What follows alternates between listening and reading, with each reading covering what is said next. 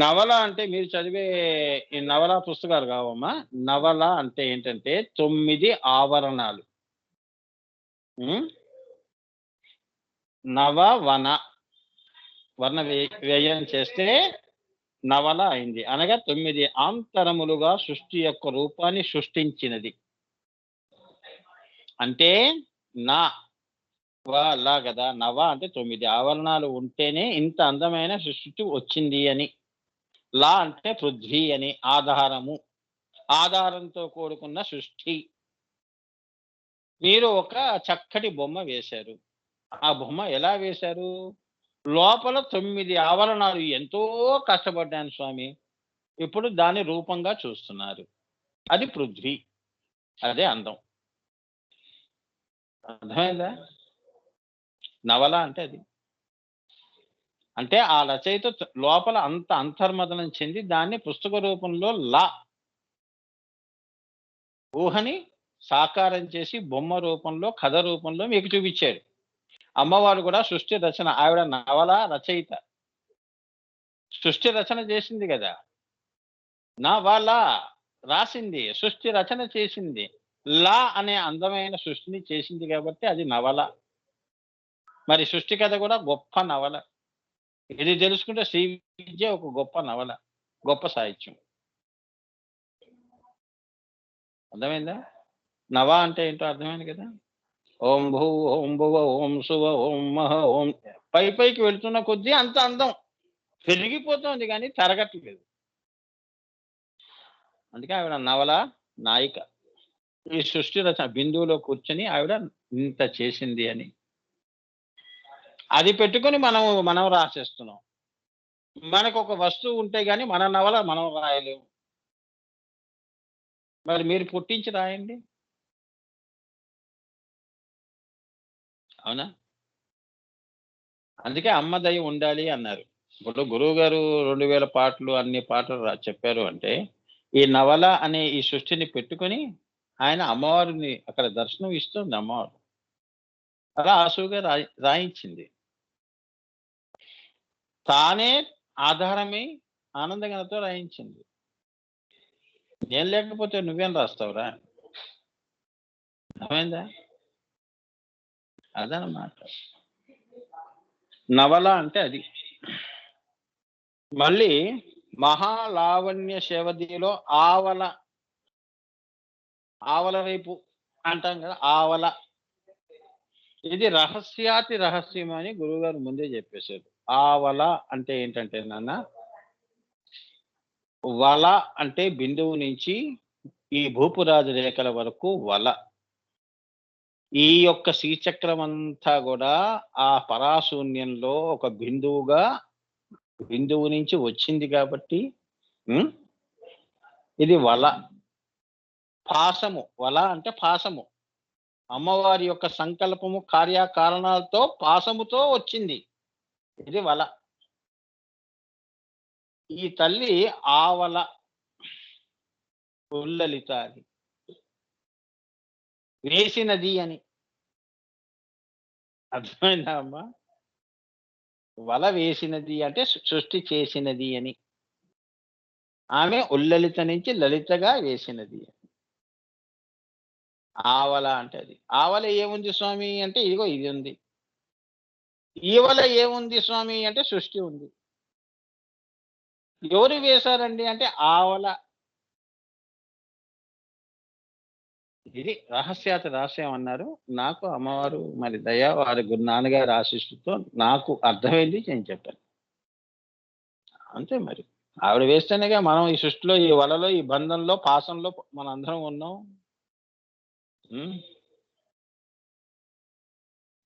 గురుగారు దాని నుంచి వచ్చింది తంత్రం.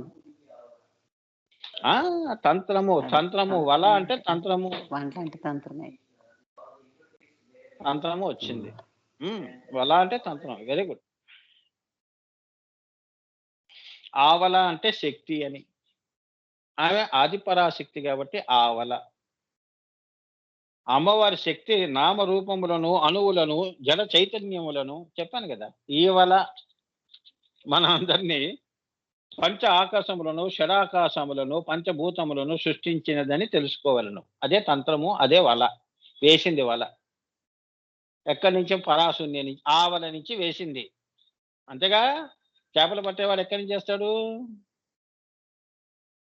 గట్టు మీద కూర్చొని వల విసురుతాడు, కూర్చుంటాడు చుట్ట దాక్కుంటూ. ఎప్పుడో పడతాయిలే అన్ని. అవునా? పొద్దున్న నుంచి సాయంత్రం దాకా అక్కడే కూర్చుంటాడు వాడు. ఆవల అంటే అది. ఎనిమిదవది హావన. హా వన. హా అకారము అంటే ఆకాశము.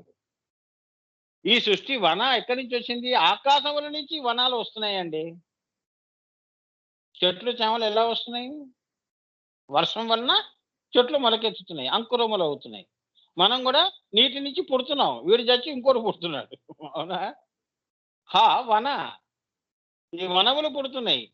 వనములు అంటే చెట్లు చెట్లు ఇవే కావు, జంతుజాలాలే కావు. మనం కూడా మనం పోయి ఇంకోటి పుడుతున్నారు కదా నీటి నుంచి. ఈ నీరు ఎక్కడి నుంచి వస్తుంది? ఆకాశం నుంచి వస్తుంది. హా వన. హావనము అనగా హోమము. హోమము అంటే అక్కడ ఎంత యజ్ఞం చేస్తే ఇక్కడ ఇంత వనాలు మరి పెంచి పోషించబడుతున్నాయి. నెలంతా కష్టపడితే కదా జీతం ఇచ్చేది. అదొక యజ్ఞం. అబ్బా ఉండండి, కిచెన్ లోకి వెళ్ళాలంటే యజ్ఞంతో సమానం అని మీ ఆడవాళ్ళు అనుకుంటుంటారు కదా. పని అలా ఉంటుంది కిచెన్ లో. అవునా? హోమం చేస్తేనే కానీ వంట రాదు, కంచంలోకి అన్నం పడదు. అవునా? ఇదంతా ఏమంటారు? ఆ ఈమె చెమటలు ఓర్చుకుంటూ అన్ని వండినవన్నీ టేబుల్ మీద పెడుతుంటే అప్పుడు అంత హోమం చేస్తే ఇంత భోజనం చేయడానికి ఇంత కష్టపడాలి. కాయగూరలు తెచ్చుకునే దగ్గర నుంచి వండుకుని తినే వరకు పెద్ద యజ్ఞం అండి. హోమము అంటే యజ్ఞం. యజ్ఞాలు అంటే ఆ యజ్ఞ కుండములు నిర్మించుకొని అందులో వేసే ఈ యొక్క ఘృతము ఇవి కావు. జీవితమే యజ్ఞము. నిజము శ్రీ విద్యను తెలుసుకోవటమే యజ్ఞము. సత్యము తెలుసుకోవటమే యజ్ఞము. అబ్బా ఇంత ఇంత టైం పట్టిందండి సత్యం తెలుసుకోవటానికి. అవునా? అయ్యో మీ అభిమానం, మీ యొక్క విలువను మేము గుర్తించలేకపోయామండి. అంతే కదా. ప్రభుత్వాలు కూడా అవే చేస్తున్నాయి. అసలు వాళ్ళకి ఎప్పుడు ఇవ్వదు. ఏమ్మా, అసలు వాళ్ళు ఎందరో ఉన్నారు మహానుభావులు, వాళ్ళ గురించి ఒక తలంపే ఉండదు. ఏమ్మా, ఎప్పుడు కూడా అవార్డులు రివార్డులు ఇచ్చింది ఎప్పుడూ లేదు. అసలు వాళ్ళు ఎంతమంది ఉన్నారు మహానుభావులు. అవునా? సారస్వత రంగంలో జ్ఞానపీఠాన్ని సంపాదించిన వాళ్ళు ఎంతమంది ఉన్నారు? ఎవరైనా గుర్తించారా? మన దేశ దౌర్భాగ్యం అంటే ఇదే. అందుకే ఈ దేశంలో ఏంటంటే మా నాన్నగారు అదే అంటుంటారు.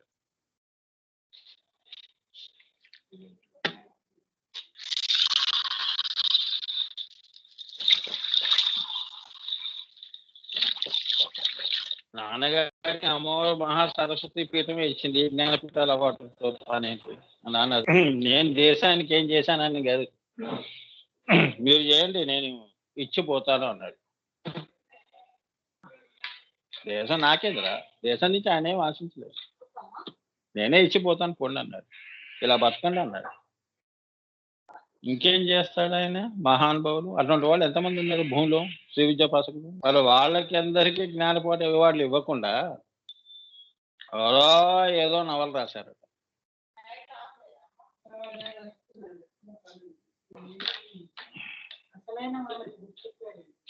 అంతేనమ్మా, దౌర్భాగ్యం అంతే దేశంలో పుట్టి మన పని. అందుకే నేను ఎన్నోసార్లు చెప్తుంటాను, మనకెందుకమ్మా అవార్డులు రివార్డు. హావన అంటే ఆవిడ అమ్మవారు. హావనము అనగా హోమము. హోమము అంటే యజ్ఞము. ఆమెకి యజ్ఞ నారాయణి అంటారు. యజ్ఞకర్త్రి అని నామాలు ఉన్నాయి అమ్మవారికి. సో అంటే నిత్య నిరంతరము అనంత ప్రాణమును ఈ బ్రహ్మాండమునందు వ్యాపింపచేస్తూ ఆ ప్రాణము చైతన్యముగా ప్రతి జీవి యందు శ్వాసగా మారి దానిలో జీవిస్తున్నాయి. మానవులో అట్టి శ్వాసలు ఒక్క దినములో 21,687 సార్లు తిరుగుతాయని పెద్దలు చెప్పారు. ఇదంతా ఆ తల్లి మనలో కూర్చుని నిత్య నిరంతరము చేస్తున్న ఓ మహాయజ్ఞము. అని. ఇంకా దేని గురించి ఇంకెందుకు భాష్యం. మరి అమ్మవారు ఎంత హోమము యజ్ఞము చేస్తే మనం బతుకున్నామమ్మా. ఆమె వచ్చి పోతోంది పాపం. విసుగు విరామము లేకుండా శ్వాసగా యజ్ఞ నారాయణి అనే అమ్మవారు ఉదాన ప్రాణముగా శ్వాసగా సోహముగా వచ్చి హమ్ముగా వెళ్ళిపోతోంది. మనం ఆ సోల్లో సా తీయలేకపోతున్నాము, హమ్లో హా తీయలేకపోతున్నాం, దాన్ని ఓం చేసుకోలేకపోతున్నాం. అదే మహామాయాసుడు. క్రియ చేస్తే సో పోతుంది, హా పోతే ఓం ఉంటుంది. ఓంకారం కావాలి. ఆవిడ అంత యజ్ఞం చేస్తే ఈ సృష్టి నిలబడి ఉన్నది అని. చూసారా? ఇదంతా తల్లి మనలో కూర్చొని నిరంతరము చేస్తున్న యజ్ఞము. ఆమెని మర్చిపోవటం పశు లక్షణం. పశు లక్షణమే. మంచి వాళ్ళకి చెడు చేయటం అనేది పశు లక్షణమే. అవునా? మానవ లక్షణాలు కావు కదమ్మా. ఆమెను గమనించి కృపాభిక్ష వేడుకొనుట మనుష్య లక్షణం అమ్మా. అందుకే అమ్మదయా కృష్ణార్పణం. ఇవాళ బతుకున్నాను అంటే అమ్మదయా. ఇవాళ అన్నం దొరికింది అంటే అమ్మదయా. అవునా? ఒకరోజు నిన్ను అమ్మవారు ఒకరోజు నీకు అన్నం పెట్టదు, ఒకసారి అవమానం చేయిస్తుంది పక్క వాళ్ళతో. అమ్మదయా కృష్ణార్పణం. నా ఓర్పుని సహనాన్ని పరీక్షిస్తోంది అమ్మవారు అని నువ్వు ఆ లక్షణం తెచ్చుకోవాలి. ఒక పాఠం చెప్తోంది అని, సృష్టి ఇలా ఉంటుంది అని. ఇవన్నీ నేను ప్రజ్ఞా విలాసంలో చెప్తాను. ఆశ్చర్యపోతారు. అది అటువంటి రహస్యాలు ఉన్నాయి అక్కడ. సాధన చేత తపస్సు చేత ఐక్యమును సాధించటానికి ప్రయత్నము చేయటం మహాత్మా లక్షణం. మామూలు ఆత్మలన్నీ మాయలో తిరిగేవి జీవాత్మలు. మహాత్ముడు ఎప్పుడూ కూడా గొప్ప సంస్కారం ఉన్నవాళ్ళు, గొప్ప దివ్య సంస్కారాలు పొందిన వాళ్ళు ఎప్పుడూ కూడా వాళ్ళ ఇది సాధించటం సాధన చేసి క్రియాయోగం చేసి ధ్యానము చేసుకుంటూ లౌకిక వ్యవహారాలు వదిలేశారని కాదు, అక్కడ చేసుకుంటూ దీనికి కూడా న్యాయం చేసుకుంటూ మహాత్ములు అవుతారు. ఆత్మని కేవలంగా ఆత్మగా ఉంచక దాన్ని మహా చేస్తారు. మూడో కన్ను దగ్గరికి తీసుకురావటం, జీవన్ముక్తిని చేయటమే మహాత్మా లక్షణం. ఉట్టిగా లోపల ఉండి తెలుసుకోవటం మామూలుగా మానవుడు. జీవ తీసి ఉట్టి ఆత్మగా ఉన్నాం అనుకో, మంచివాడండి, మానవుడండి, మనుషు లక్షణాలన్నీ ఆయనలో ఉన్నాయండి అంటారు. దాన్ని నువ్వు గనక మూడో కన్ను దగ్గర తీసుకొస్తే నువ్వు మహాత్మా అవుతావు. మామూలు ఆత్మవి కావు, మహాత్మా. అరుంధతి నక్షత్రాలు ఎన్నో ఉన్నాయి. అరుంధతి నక్షత్రానికి ప్రత్యేకమైన గుర్తింపు, అదే మహాత్మా. అంతేగా.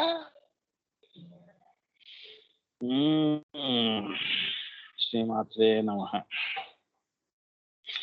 దానిలో చివరికి వీరుని వలె లయాన్ని పొందటం దివ్యత్వ లక్షణం. వీటన్నిటిని ఇవ్వగలిగిన తల్లి కాబట్టి ఆమె భావన. నువ్వు అంత వీరత్వంతో ధైర్యంతో ప్రయత్నము చేసి మహాత్మా అయ్యి చివరికి వీరుని వలె లయాన్ని పొందటం అమ్మవారిని, లయాన్ని పొందటం దివ్యత్వ లక్షణం, దివ్యమైన లక్షణం అది. అంతేగాని ఉద్యోగం చేసుకుని ఉద్యోగాలు చేసుకుంటూ సంసారాలు చేసుకుంటూ అమెరికాలకు వెళ్తూ ఇక్కడెక్కడ తిరగటం, కోట్లు వెనకేసుకోవటం ఇది కాదు. ఇది జీవ లక్షణాలు. దివ్య లక్షణం ఏమిటి? లయాన్ని చేరటం. హావన అంటే అది. మంత్రశాస్త్ర ప్రకారంగా చూస్తే హావనము అంటే ఆకాశములో కనిపించే మబ్బులు. హావనం అంటే మబ్బులు. గ్రహ నక్షత్ర తారా కోటులు అన్నీ ఒక పెద్ద వనముగా అనిపిస్తాయి. ఈ మబ్బులు, నక్షత్ర తార ఇవన్నీ కూడా ఎలా ఉంటుంది? అబ్బా అడవిలా ఉన్నాయండి నక్షత్రాలు. ఆ వనము హావన ఆవిడే. ఆకాశానికి వనము. అందు నుంచి ఈ జీవరాశులు పుడుతున్నారని. ఆకాశం మంత్రశాస్త్రంగా. వన అంటే అక్కడ అన్ని కూడా వనములుగా ఉన్నాయి. తారలు, చంద్రుడు, నవగ్రహాలు ఇవన్నీ కూడా, మబ్బులు, వర్షము, పంచీకరణ జరిగి ఇక్కడంతా మళ్ళీ సృష్టి. ఇది వన. అది చెప్తున్నది. ఆ అన్నిటినీ తన జడ కొప్పుగా ధరించిన తల్లి ఎవరో ఆమె హావన. అవన్నీ తన కొప్పులో పెట్టుకుంది అమ్మవారని. ఆవిడ కొప్పది. ఆ! అది అలంకారాలని. అది పెట్టుకొని మీ ఆడవాళ్ళు కొప్పు వేసుకొని పూలు అన్నీ పెట్టుకుంటారు అలంకరించుకొని. మీరు అన్నీ మరి మీరు వెనక పెట్టుకోరు. బంగారంతో చంద్రుడు, సూర్యుడు ఇటువంటి అలంకారాలు. అదనమాట. అంత బాగా చెప్తున్నాడాయన. హ్మ్. అమ్మవారి ఉపాస్య బ్రహ్మ రూపము మహాలావణ్య సంజ్ఞ గలది. ఆవిడ ఉపాస్య రూపం ఏదైతే ఉందో, ఇప్పుడు ఇవన్నీ నువ్వు గురువు ద్వారా తెలుసుకున్నవన్నీ గూడా అమ్మవారి ఉపాస్య రూపాన్ని నేను వర్ణించాను. నేను అంటే ఇక్కడ అమ్మవారు. సో, ఈ ఉపాస్య బ్రహ్మ రూపాన్ని నువ్వు ఇదంతా గూడా మహాలావణ్యంగా అనిపిస్తోందా అంటున్నాడు. అందంగా అనిపిస్తోందా? చంద్రుడి కంటే అందమైన వాళ్ళా పురుషులు? అవునా? కాదుగా. అమ్మని మించిన అందం లేదు గదమ్మా! అందమే ఆవిడ. ఆవిడ నుంచి అందం పుట్టింది గానీ, అందం ఆమెలో అందం వచ్చిందని గాదు. ఆవిడే అందము. అలా అర్థం చేసుకోండి అని చెప్తున్నారు. హ్మ్. ఆవల అని శక్తి చేతను, నవల అని సౌందర్యము చేతను పిలువబడును. అంటే ఇక్కడ రహస్యం చెప్పాడు చూడండి ఆయన. రహస్యాతి రహస్యం అన్నాడు గదా! నేను ఇంతకుముందు చెప్పాను గదా! అటు ఆ వల ఇటు ఇలా చెప్పాను గదా! గురువుగారు ఏమన్నారు? అటు ఏముంది? ఆమె ఆది పరాశక్తి. ఇటు ఏముంది? ఆయనే చెప్తున్నారు చూడండి. హ్మ్. ఆవల అని శక్తి చేతను, నవల అని ఇటు ఆమె ఆవల, నవల. ఇటు సౌందర్యము, అటు ఆవలనేమో అమ్మవారు శక్తి అని. శక్తియే అందము అని. ఆ శక్తి రూపమే ఆది పరాశక్తి స్వరూపమే ఈ నవల. ఆవిడ ఆవల. ఆమె శక్తిగా ఉందక్కడ. అవునా? ఇప్పుడు మీరున్నారు శరీరం. మీలో శక్తి వెనకుంది. శరీరం ముందుంది. అబ్బా! అందంగా ఉన్నారండి అన్నామనుకోండి. శక్తి లోపలుంది. ఆవల అక్కడుంది. ఈవల ఈముంది. అట్లా అనుకోండి సరదాగా. ఏముంది? అదనమాట. ఆవల, నవల ఇవన్నీ ఏంటంటేనన్నా ఇవన్నీ శ్రీ విద్యాంతర్గతంగా మనం అంత ఉదాత్తమైన ఆలోచనతో నువ్వు ఉంటేనే గాని నీకు ఈ పుస్తకం అర్థం కాదని. లేదా ఇదొక పెద్ద వనం. అడవిలో నువ్వు తప్పిపోతావు జాగ్రత్త మరి. మూడో పేజ్ దగ్గరే ఆగిపోయి రేపు చదువుదాంలేండి. ఎందుకంటే ఎటు చదివినా అర్థం కాదుగా అని. అర్థమైంది అంటే రాత్రి కూడా ఎవరన్నా పిలిస్తే కోపం. అవునా? అన్‌పుట్ డౌనబుల్ బుక్స్ అంటారు. చదువుకుంటూ వెళ్ళిపోవాలి. ఎవరైనా డిస్టర్బ్ చేస్తే అబ్బో! ఎంత చిరాకు పడతాం. అర్థం కాకపోతే "ఆ! వస్తున్నా ఉండండి" అని పుస్తకం పక్కన పడేసి వెళ్ళిపోతాం. అబ్బా! ఎవరైనా పిలిస్తే బావుండురా బాబు అనిపిస్తుంటుంది.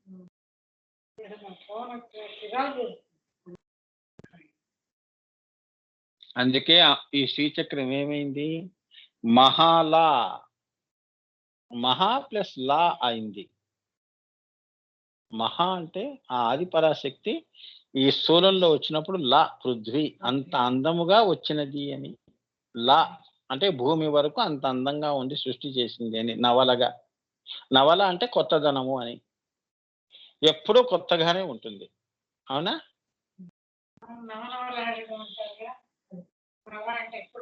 కొత్తగా ఉంటుంది. అంతే. కొన్ని పుస్తకాలు ఎన్ని సార్లు చదివినా చదవాలనిపిస్తుంది. అలా నవల. అంతేగా శ్రీ విద్య ఎవరు చెప్పినా వినాలనిపిస్తుంది. ఆస్వాదించాలనిపిస్తుంది. రామాయణం ఎన్ని సార్లు చదువుతాం?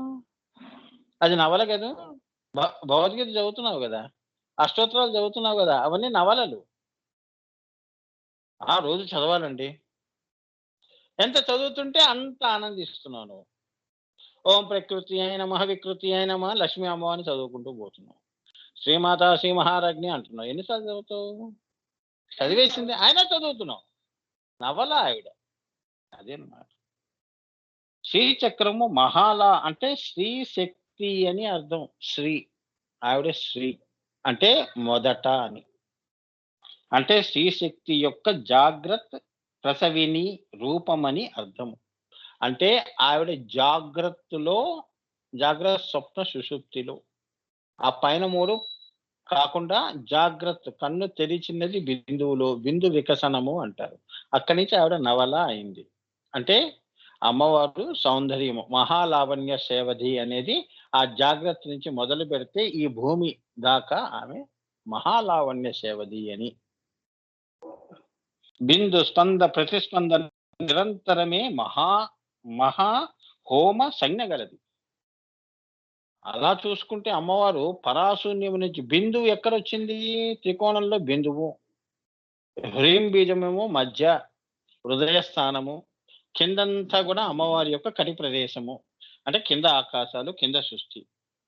సో బిందు స్పంద ప్రతిస్పంద, పైన మధ్యలో కింద 3 స్పందములు జరిగితే ఇంత మహాలావణ్యం వచ్చింది అని, అంత అందంగా ఆవిడ ఉంది రూపము అని, అందులో మనందరం ఉన్నామని. మనందరం ఆవిడలో ఉండటమే మహాలావణ్యం. మనం బయట నుండి చూసే అందం కాదు ఇది. ఆవిడలో ఉండి మనం కూడా అందులో కలిసిపోయి ఉన్నాం. అదెంత మహాలావణ్యం. అవునా? అది కూడా చూడాలి. మహాలావణ్యం అంటే బయట ఎవరు లేరు, శూన్యమే. ఆవిడలో మనందరం ఉన్నాం. శ్రీకృష్ణుడు మరి అదే చూపించాడు భగవద్గీతలో. అన్ని లోకాలు, తారాకోట్లన్నీ తనలో చూపించుకున్నాడు. మహాలావణ్యం. సో రక్త శుక్ల బిందు పరస్పర ఈక్షణమే సామ సోమ సంజ్ఞ గలది. సామము సోమము సంజ్ఞ గలది. సామవేదము అంటే నాదము, సోమ అంటే చంద్రుడు, మనస్సు, సంకల్పం, సృష్టి చేయాలనే సంకల్పం. సామ సోమ సంజ్ఞ ఉంది. వారిద్దరు చూసుకున్నప్పుడు సామ సోమ సంజ్ఞ. ఆయన సంకల్పంతో తన భార్యను చూశాడు అని. సోమ అంటే ఇష్టము, చంద్రుడు అందరికీ ఇష్టమే కదా. అంటే క్షయ వృద్ధులు ఉన్న సృష్టి చెయ్యాలి అని, అంతే కదా. నస్వరాన్ని సృష్టించాలి అని ఈ క్షణంతో భార్య వైపు చూశాడు. వారిద్దరి యొక్క ఈ క్షణమే సామ సోమ సంజ్ఞ గలది. అంటే శ్రీచక్రం రావాలి అని, మూడోది రావాలి అని, అదనమాట. ధీ మహా అంటే అనుట చేత ప్రజ్ఞాన ఘన లక్షణము. ధీమహ అంటే ఇంత సంకల్పాన్ని సాకారం చేయాలంటే ఆవిడ ఎంత తెలివి ఉండాలి. అవునా? ఒక ఫ్రిడ్జ్ తయారు చేయటం, సెల్ తయారు చేయటం, ఇది ఈ జ్ఞానం కాదు కదా. సృష్టిని తేవాలి అంటే సామాన్యమైన విషయం కాదు కదమ్మా. ధీమహ ప్రజ్ఞాన గణ ఆవిడ. అర్థమైందా? మామూలు జ్ఞానం కాదు, ప్రజ్ఞాన గణ. చతుర్యాగ క్రమంలో రహోయాగంలో అమ్మవారు నవరోహి అవుతుంది. 9 ముఖ్య చక్రములను అధిరోహించి వెళుతూ బ్రహ్మశీర్షం అనే బ్రహ్మకచ్చము దగ్గర అమృత వర్షిణి అవుతుంది. ఎంత గొప్పగా ఉంది చూడండి. ఇదంతా అనుభూతి మీకు అవుతుంది నాన్న, కంగారు పడద్దు. అమ్మదయతో గురువుల కృపతో అవుతుంది. అమృత వర్షణం, మరి అమృత స్రావం చేయాలి కదా మీరు. అమృత స్రావం అయినప్పుడు అమృతం గ్రోలాలి అంటే అది నీ గొంతులో 2 చుక్కలుగా పడుతుంది అని. అమ్మవారు నవరోహి, కింద నుంచి బయలుదేరేటప్పుడు నవరోహి అంటే 9 ఆవరణాలు దాటితే గానీ నువ్వు రాజరాజేశ్వరి స్థితికి వెళ్ళలేవని. బయలుదేరటమే నవరోహి అంటారు. ఎందులో?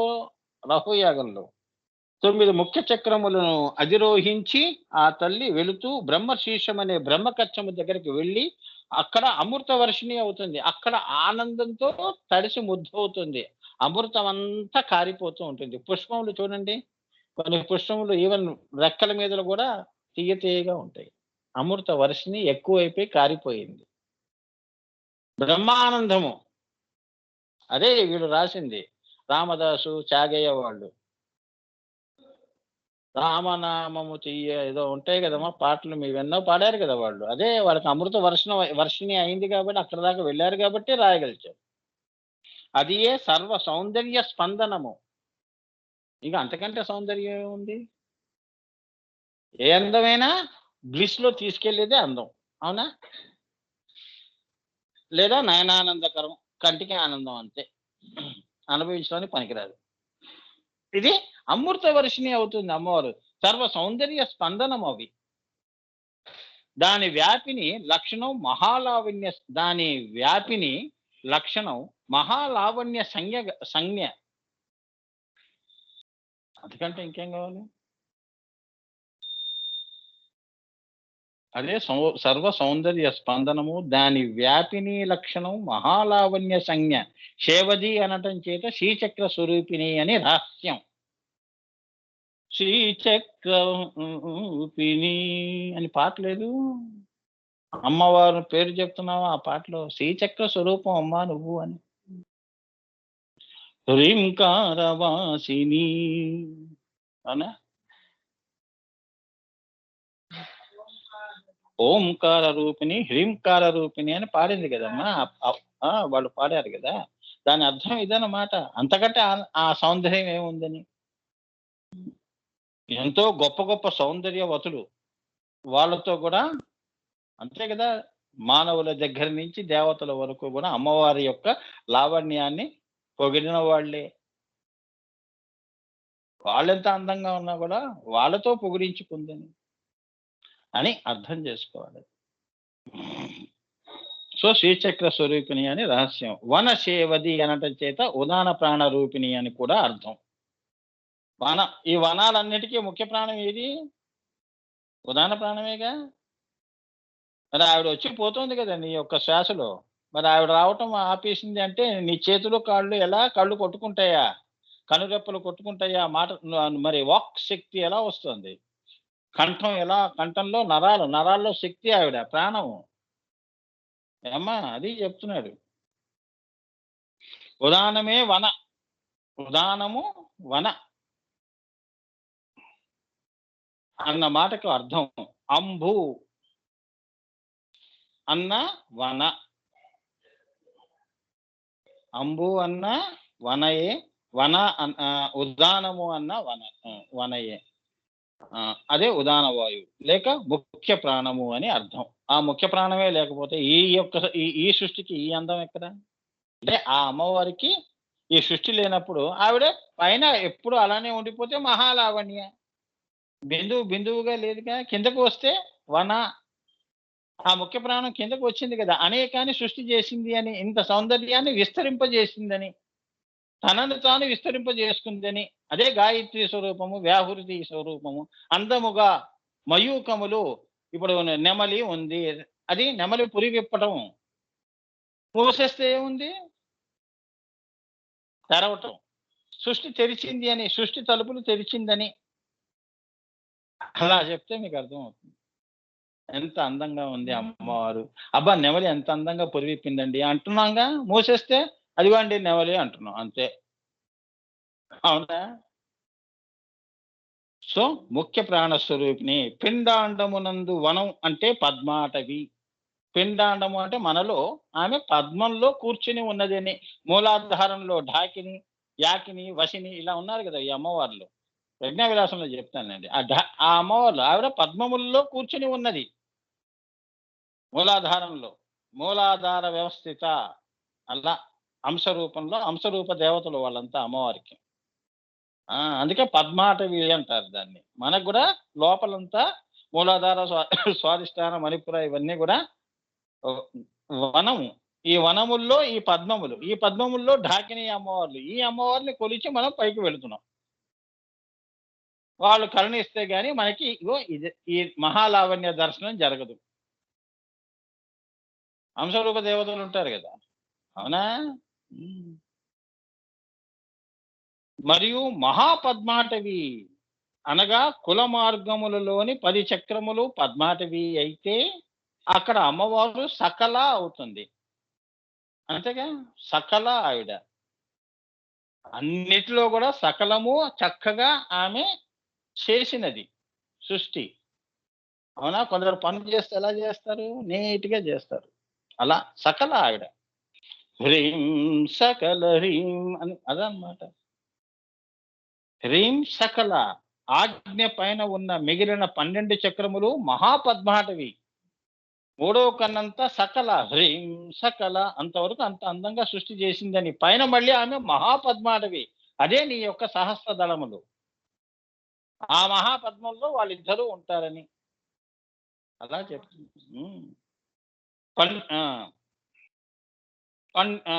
ఆజ్ఞ పైన ఉన్న మిగిలిన 12 చక్రములు మహాపద్మాటవి.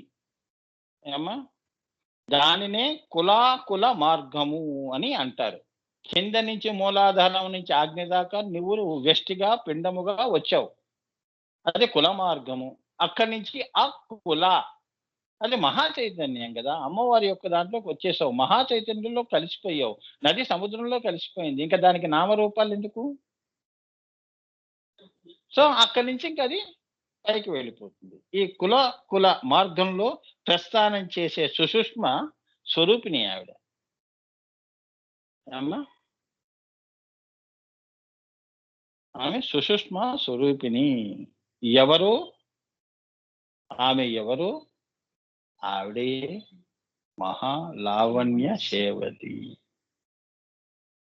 శ్రీమాత్రే నమ, శ్రీమాత్రే నమ, శ్రీమాత్రే నమ. అది ఆ తల్లి యొక్క నాకు